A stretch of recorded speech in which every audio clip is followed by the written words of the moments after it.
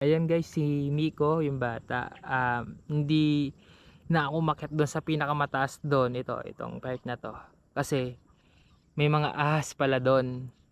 Kaya wala nang nagbabalak na umakyat doon. Pero dati, itong part na to, ayan, magandang magandang tourist spot din yan. Magandang spot yan para sa mga picture picture.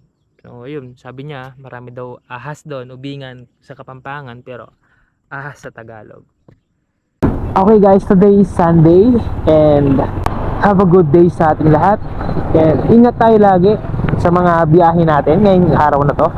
It's family day kaya enjoy nyo yung day nyo ngayon. Matagal-tagal na rin guys na hindi nag-open yung Batchawan. Alam ko nung nakarang pandemic nagsara to. Dahil nga siguro walang mga turistang pumupunta dito.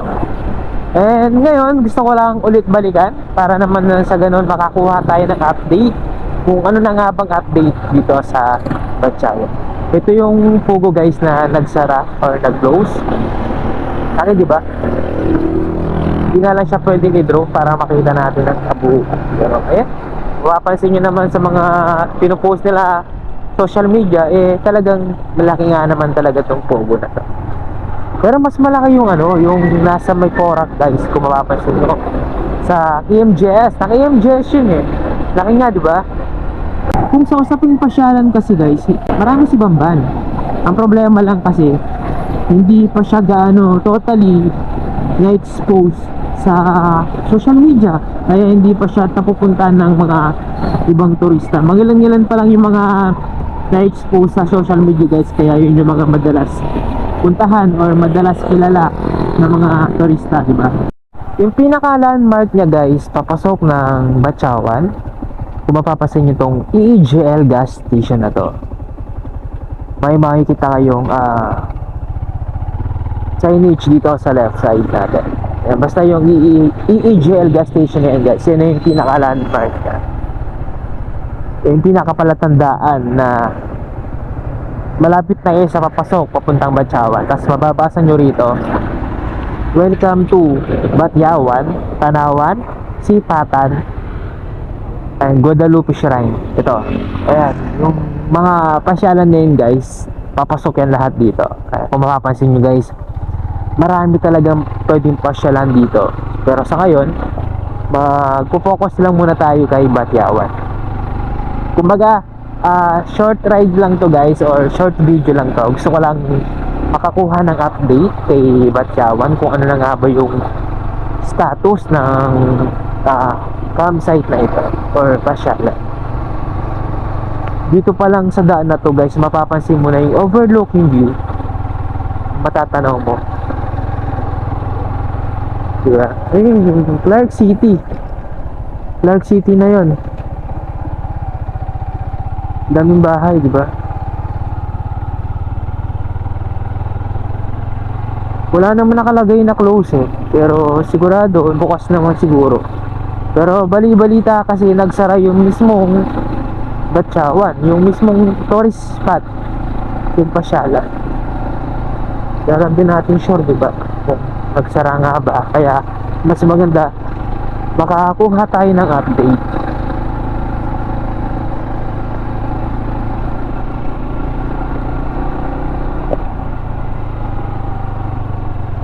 Sira na yung kalsada dito.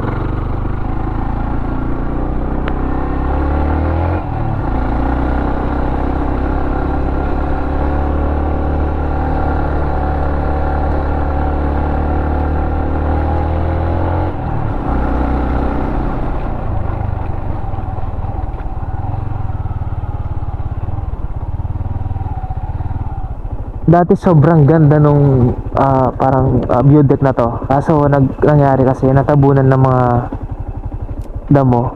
And nangyari, ayan. Tapos dami na rin kalat ngayon. Hindi kagaya dati nung una kong punta dito. Malinis na malinis to. Tapos magandang picture taking area. Ngayon, ganito na yung nangyari. Kahit ko sa inyo yung view guys, no?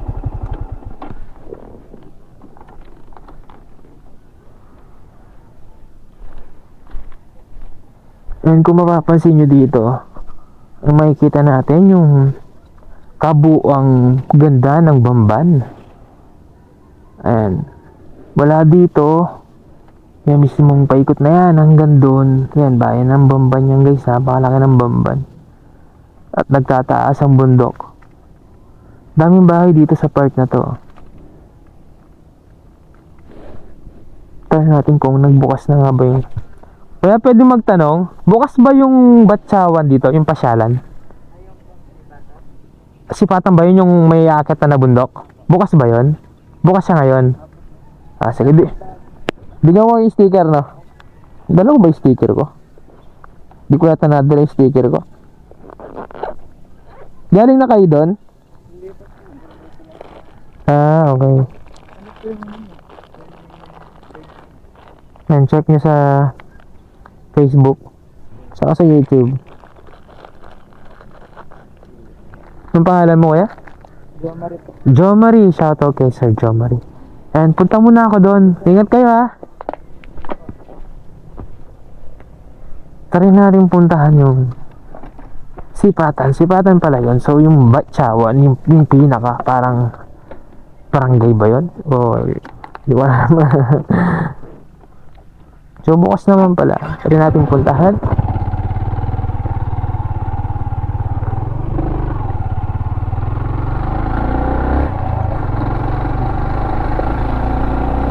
Ganda dito. Lamig pa ng klima kasi medyo mataas na to eh. Itong part na to.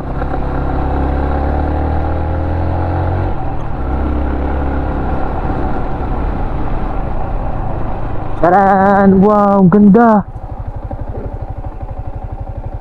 Diba, hindi mo na kailangan lumayo para makakita ka ng ganito kagandang nature. Ganda oh. Hindi ko lang sure kung visible sa camera. And nga pala guys, eto dati yung kalsada na to, rough road to, hindi pa siya simentado, pero ang laki ng improvement to. Simentado na ngayon. Daming ano guys oh, rambutan ba to? Dami diba? Hindi lang, wala siyang bunga kasi hindi pa yata panahon ngayon ng rambutan. Nakikita ko na yung Sipatan. Ayan, Sipatan, Barangay San Roque. Ah, Barangay San Roque pala to. Welcome to Sipatan. 20 pesos po bago akyat. Bayad mo na. So, bago tayo makyat to sa taas, bayad muna tayo. Kaso, tulog pa yata sila. Kaya pwede po magtanong, anong oras po nagbubukas yung Sipatan po? Saan po kaya pwede magbayad ng entrance po?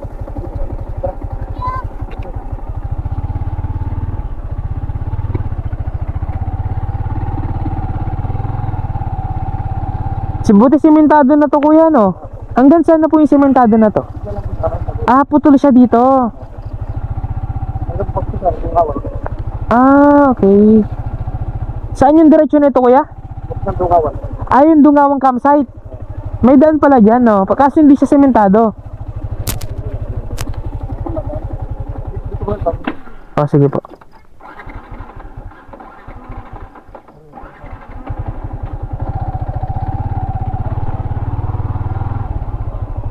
Park tayo dito.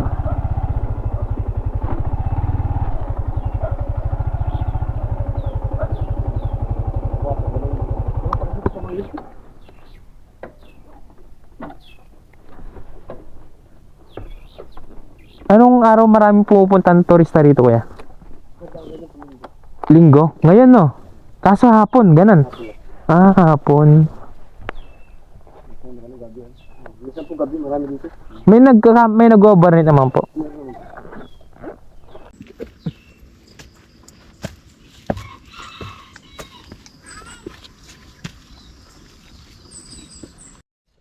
May mga duyan din sila dito. Ayan.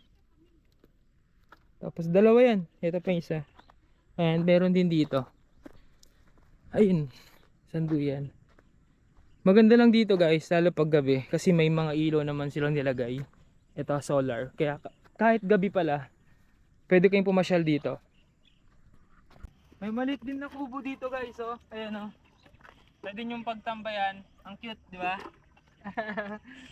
Ayan, maliit lang siya. Tapos, ayan, sobrang baba ng bubong niya. Parang ano lang talaga, pang picture taking lang to.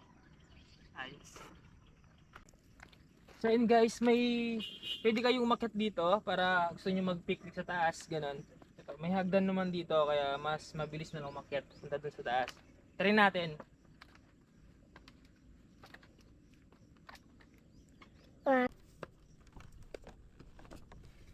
Pagdating nyo naman dito sa taas guys, may makikita kayo dito upuan. Ito mismo. May sandalan din siya. Tapos yan, may bakod naman siya eh. Kaya safe naman kayo. Siguro kaya lang nito mga 2 tao kasi pag 3 or 5 baka bumigay. Ito may harang naman dito. So pagdating naman guys sa view, ayan, makikita nyo yung open yung taas niya. Ito, open yan. Yan. Kita nyo talaga yung view dito sa taas.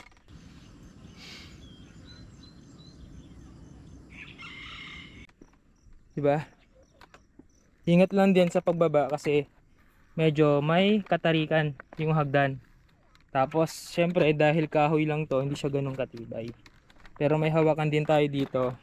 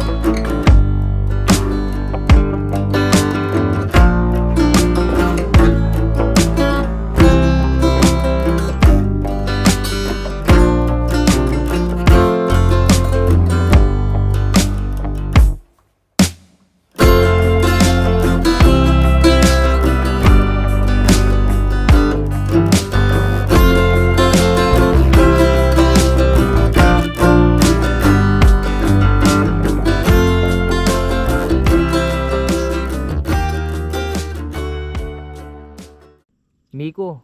Ayan guys, si Miko, yung bata. Hindi na ako umakyat doon sa pinakamataas doon. Itong part na to. Kasi may mga ahas pala doon. Kaya wala nang nagbabalak na umakyat doon. Pero dati, itong part na to, ayan, magandang tourist spot din yan. Magandang spot yan para sa mga picture. So ayun, sabi niya, marami daw ahas doon, ubingan sa Kapampangan, pero ahas sa Tagalog. Ayan. Magkapampangan ka, Pen? Kaya na ang banu.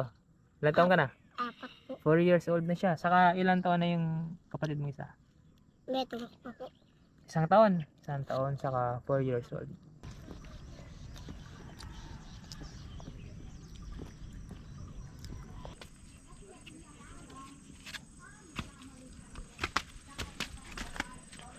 Sige, bilis. Maluwat na pa. Magkape muna tayo.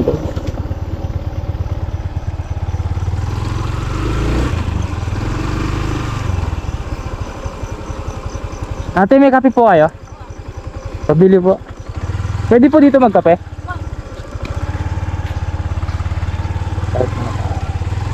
Start lang. Yung ngiti ka?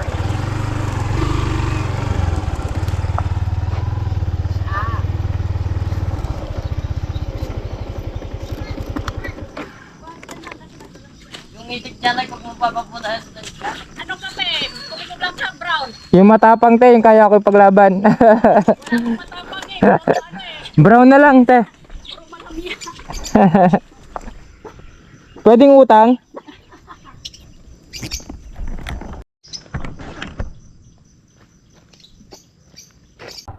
Hanggang dito na lamang guys. Thank you for watching. Ride safe, keep safe, and peace out.